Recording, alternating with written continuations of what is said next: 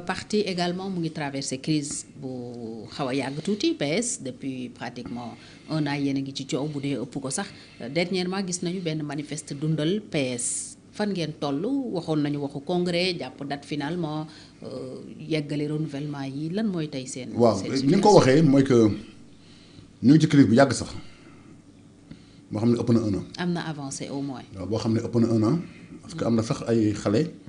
Bon, pas xale donc une structure donc IRAS pour ne pas les nommer mooy initiative pour la relance donc des activités socialistes dama ne c'est instant justice John Maître Aba xam nga Maître El Hadji Diouf pour obliger Aminata Mbengue Ndiaye bu dem congrès mais malheureusement bi ñu demee le PS a tout fait donc Aminata ay seen avocat pour que ñu débouter leen ne que mais le juge avait quand même donc nangu woon na requête bi mais li doon problème bi rek mooy IRAS du structure bu parti bi reconnaître et que il pouvait pas ñoom donc SC. waaw loolu la ñu ngi doon defarwaat nag pour bi yoon ñu am ay signataires yoo xam ne c'est des responsables du parti ak leur carte de membre et tout pour donc jëm a SC en justice. beneen bi nga xam ne également wax nga ko léegi mooy que ñun dañu waxtaan donc Serigne Mbaye déjà mu njëkk def appel bi yàgg na. yokk lu nekk bu nekk parce que les partisans de l'immobilisme ñoom bëgguñu ko wax dëgg ci parti bi doxul donc ñu créé ay commission pour dem congrès dañu doon sax décembre ñu dem congrès. man xamoon naa duñu dem congrès décembre demuñ congrès nous sommes au mois de mars donc manifeste bi génn yàggul donc juste donc avant weeri koor bi peut-être que loolu moo tax donc amul donc des actions yoo xam ne moo ci sûr man je suis même signataire du manifeste ils étaient rek surpris ñoom la direction du parti lorsqu'ils ont vu les signataires am na sax ñeneen yoo xam ne qui ont signé après yónnee message WhatsApp ne je signe le manifeste donc jàpp naa ko daal sous peu soit Aminata tant que dañ ko banque maa nga taal ko maa ngi dagg ko donc dina xam ne wàllam wéy na di defaral suñu parti wa illaa donc manifeste bi dafay am donc action boo xam ne moo ci topp mooy duñ ko xaar duñ ko déglu def tournée nationale donc jéem a dekkali donc suñu parti le temps que nag ñu koy pousser donc obligé ko à ce que mu dem congrès ko mais daal. lan moo tere congrès décembre bi am. non parce que jàpp na dafa créer une commission bi dénk ko Mamadou Faye donc qui est responsable de l'union régionale de Fatick mooy sama patron. donc maay adjoint à l'union régionale de Fatick ak Gorgui Ciss mais terme de référence yi ñu définiroon man xamoon naa ne que duñ dem ko c'était un dilatoire d'ailleurs sax bon moom sama mag la sama xarit la nga xam ne bëgguma ko wax ci moom mais je suis pas fier en tout cas du rôle bi nga xam ne moom daf koy jouer actuellement à la tête du parti parce que di jàppale Aminata ci loo xam ne du dëgg donc les anciens du parti les barons comme Imam Bounama Sall les Niadiar Sène ñooñu ñëpp Makhoudia Ndour qui a démissionné donc wax nañ ko dëgg mais malheureusement il persiste donc am na nag donc un groupuscule boo xam ne donc ils sont partisans de l'immobilisme li nga xam ne sax peut-être que su ma la waxee nga gën ñooy jéppi mooy li ñuy xaar mooy que diggante bi yàqu Sonko Diomaye ñu incrusté wu.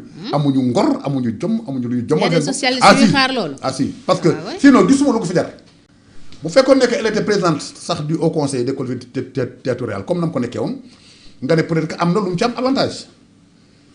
pour yow Aminata tam ci logique boobu la nekk. mais lu ko tereen congrès. parce que question ma la na woon laaj léegi mooy yéen leer na ni da ngeen jàpp ne elle s'accroche alors ban explication. lan moo tax muy accroché wu la question que les Sénégalais doivent se poser. pourquoi mu accroché xam nga mais muy accroché wu.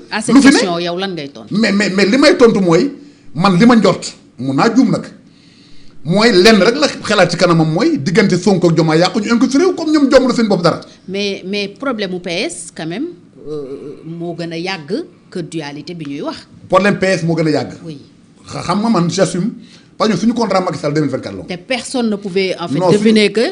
non suñu contrat ak Macky Sall suñu contrat ak Macky Sall seen diggante dootul neex. suñu contrat Macky Sall 2024 la parce que di nga nangu nekk bis man tànnoo yi génne àdduna ba léegi yàlla na ko yàlla yeesal yéen mooy ci koom. ak léegi 2019 ak léegi c'est 7 ans mandat bi 4 ans la donc Aminata 2027 mu des 2 mandats en intérim loolu xel mënu ko nangu moom sax war na ko jombal boppam donc tant que Macky muy foon mu nekk président au conseil mu ne comprendre elle s'accrochait parce que peut-être am na ay intérêt peut-être je me dis hein mais léegi lu fi ñor lu fi ne ba ñuy mais dara léegi nekkatu fi lu mooy. lan la mujjee teg seen loxo. li mu mujjee teg seen loxo mooy convoqué mu xam ne que nit ñaa ngi koy xaar la dernière fois dafa daw reporté à quelques 2 heures la réunion hein donc dafa reporté koor gi dugg si mais am na temps parce que foog mu convoqué le secrétaire exécutif il faut qu'on convoque le bureau politique bii ñëw bu ñu ko convoqué amal sax direct na tour les gens n'accepteront plus d'être pris pour des bambins duñ ko nangooti il faut que ñu fixer ay dates yu leer xam un échéancier clair avec un calendrier bien établi validé par le bureau politique ñu dox ci dem congrès on ne demande pas autre chose réunion bi muy woote avant qualité bi mais dafa xam ne les gens avaient décidé les gens étaient vraiment décidés mooy manifester bi génne. quand il a vu les signataires mais dafa gis signataires yi xam ne que fii caaxaan faaxe 2 heures avant réunion bi ci la ces acolytes là les membres de fay haute dañoo ne oui il y a un empêchement même bu amee empêchement ñoom ñi président commission ñi mu faroon ay président commission moo góor gi si mais fallait que ñu ñëw livrer nit ñi li nga xam ne mooy sa résultat travaux. mooy réunion bi ñu reporté. ñu ñëw ne dañuy résultat yi naka la parti bi def bay dem congrès texte parti bi comment lay changer naa naka seen proposition yi duñ ko jox les membres du secrétariat exécutif national na gars yi jël note les gens ont boudé léegi nag koor gi jeex na et je sais que ne sous peu donc soit day convoquer wala les gens vont convoquer donc à sa place et puis les gens vont définir un calendrier de tournée. et vous allez faire sans elle. ah oui bien sûr parce que. def seen congrès boobu. donc elle nous a retardé xam nga amit ñi nga xam ne ñoo estoon à justice donc ñu organisé woon man ci laa bokkoon donc bu yóbbaal ko ci yoon léeg-léeg li ñu reproché woon mooy que donc IRAS mu noon porter donc la requête bi yoon ñun nous sommes des responsables avec des cartes de membres et tout ak des statuts dans le parti man j'ai signé beaucoup ont signé nañ ko yóbbuwaat ci yoon donc loolu également dañ ko def parallèlement léegi nag xaar ko moom mu convoquer le secrétaire parce que c'est une femme à qui je vois un grand respect suñu sœur la suñu xarit la waaye dafa mujjee pour sa mourir ci loxoom ñëw naa fii ci sa plateau wax ma ne la parti moom tas na des bureau politique mu ne waa ñu naan parti bi tas na. puso bi réer na. waaw ñu naan parti bi tas na yàlla. na leen delloo yàlla bu ne ma la doon gaaruwaale bureau politique donc di ma tontu xam naa sama émission bi la seetal mais parti effectivement mooy tas na nous sommes même ridicules man foofu damay sax gêné wu wax ne que socialiste la c'est gênant et pourtant les Sénégalais nous disent mais defaru leen. kon le parti socialiste n'existe plus fi ñuy wax. non li ma la wax mooy c'est un parti où dans toutes les en tout cas man dans mon département dans toutes les communes responsable section ba fa nekkoon moo fa nekk. responsable jeune garçon ba fa nekkoon mu nga fa. y a pas de renouvellement. responsable jeune fille ba fa nekkoon moo fa nekk. responsable femme ba fa nekkoon moo fa nekk d'ailleurs la présidente régionale des femmes du parti mooy suñu seul député bi ñoom à l'Assemblée nationale ñoo taxawloo kër mag moom Apassi Daba Camara xëy Camara. bougé wuñ mais militant benn mag mu baax du Janko papa yi l'honorable député Pape Janko dafa ma ne woon militant toolu tamate la boo fa yéexee rek boo fa gëjee mu lax boo yéexee tuuti mu dee. militant mais espoir moo koy dundal. responsable ñëw di ko nemmeeku di échanger moom dañ koy entretenir. voilà parti bi di def ay déclarations. sur les fondements de la République jafe-jafe sur l'immigration clandestine sur cette crise là. ñu ngi gis ay communiqué PS. non communiqué Ablaye Wilane c'est mon frère c'est mon ami c'est les communiqués de Wilane qui n'engage pas le parti voilà c'est mon ami c'est mon. mais c'est signé le PS. waaw non il signe à la place du parti dem Alioune Ndoye toll na ko sax ci benn déclaration bu métti xam ne il n'a qu'à prendre ses responsabilités. tey rek par exemple le décès le rappel à Dieu de Lionel Jospin. waaw je sais. oui. mais c'est Wilane qui signe qui écrit et puis signe moo leen ma wax rek sabar bu tas la parti amatu fi waaw loolu mooy dëgg quoi donc il faut nag ñu defarwaat bon on doit le faire pour nous-mêmes on doit le faire pour les hommes et les femmes qui sont battus pour faire du parti ce qu'il est on doit le faire également pour les générations futures loolu mooy dëgg mais daal boo mooy poser question ci parti souvent damay am kersa. parce que vraiment ni mbir mi doxee nii le parti ne le mérite pas.